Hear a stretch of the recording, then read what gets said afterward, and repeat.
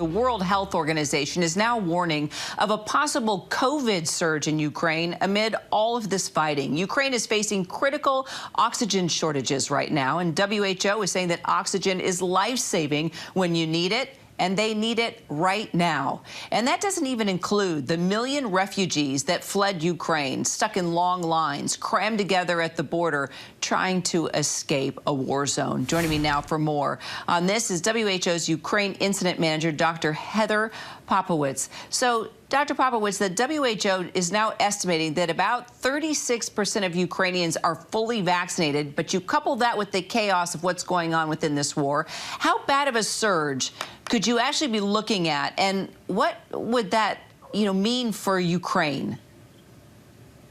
Well, exactly that. The vaccination coverage is really low, so it's putting them at significant risk. And apart from that, the measures to protect people are also disrupted, and they also don't have access to health care. And as you said before, the oxygen levels are low. So the disruption in services for COVID and other diseases has really put the population at risk, and they were already vulnerable before from 2 years of COVID and lack of access to basic health services. So this is really making things significantly worse.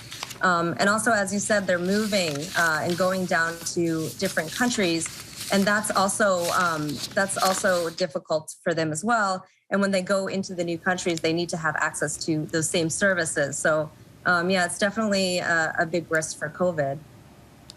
And so let's talk some more about this oxygen shortage. How is that impacting COVID patients right now?